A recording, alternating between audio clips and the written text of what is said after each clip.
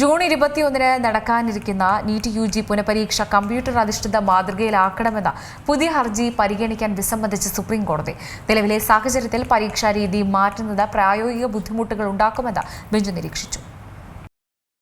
June 21 നടക്കാനിരിക്കുന്ന NEET UG പുനഃപരീക്ഷ computer അധിഷ്ഠിത മാതൃകയിലാക്കണമെന്ന പുതിയ ഹർജി പരിഗണിക്കാൻ സുപ്രീം കോടതി വിസമ്മതിച്ചു.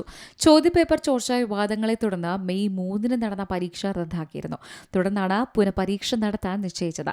നിലവിലെ സാഹചര്യത്തിൽ പരീക്ഷാ രീതി മാറ്റുന്നത് പ്രായോഗിക ബുദ്ധിമുട്ടുകൾ ഉണ്ടാക്കുമെന്ന് ജഡ്ജസുമാരായ PS നരസിംഹ, അരവിന്ദ് കുമാർ എന്നിവരടങ്ങിയ ബെഞ്ച് നിരീക്ഷിച്ചു.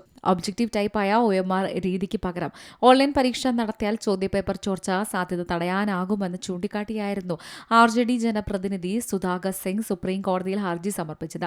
എന്നാൽ ചുരുങ്ങിയ സമയത്തിനുള്ളിൽ പരീക്ഷാ രീതി മാറ്റുന്നത് ഏജൻസികൾക്ക് കൂടുതൽ സമ്മർദ്ദമുണ്ടാക്കുമെന്ന് കോടതി നിരീക്ഷിച്ചു. സമാനമായ ആവശ്യങ്ങൾ ഉന്നയിച്ച മുൻ ഹർജികളും കോടതി തള്ളിയിരുന്നു. വിഷയം അടിയന്തരമായി പരിഗണിക്കാൻ വിസമ്മതിച്ച കോടതി ഹർജി വേനലവധിക്ക് ശേഷം ജൂലൈയിൽ പരിഗണിക്കുന്നതിന് വേണ്ടി മാറ്റിയിട്ടുണ്ട്. അടുത്ത വർഷം മുതൽ നീറ്റ് പരീക്ഷ പൂർണ്ണമായും കമ്പ്യൂട്ടർ അധിഷ്ഠിതമാക്കാൻ തീരുമാനിച്ചതായി ദേശീയ പരീക്ഷാ ഏജൻസി അറിയിച്ചു. വിദഗ്ധ സമിതിയുടെ ശുപാർശ പ്രകാരം ആരോഗ്യ മന്ത്രാലയവുമായി ആലോചിച്ച് അടുത്ത പരീക്ഷാ സൈക്കിൾ മുതൽ പുതിയ രീതി നടപ്പിലാക്കും. ജൂൺ 21 പുനഃപരീക്ഷ കനത്ത സുരക്ഷാ മാനദണ്ഡങ്ങളോടെയും കൃത്യമായ നിരീക്ഷണ സംവിധാനങ്ങളോടെയും മുൻകൂട്ടി നിശ്ചയിച്ച പ്രകാരം തന്നെ നടക്കുമെന്നും NDA കോടതിയിൽ അറിയിച്ചു. News desk Malayalam news. ഏറ്റവും പുതിയ വാർത്തകളും വിശേഷങ്ങളും വിരൽത്തുമ്പിലറിയാൻ മലയാളം ന്യൂസ് എല്ലാ ഡിജിറ്റൽ പ്ലാറ്റ്ഫോമുകളിലും ലഭ്യം.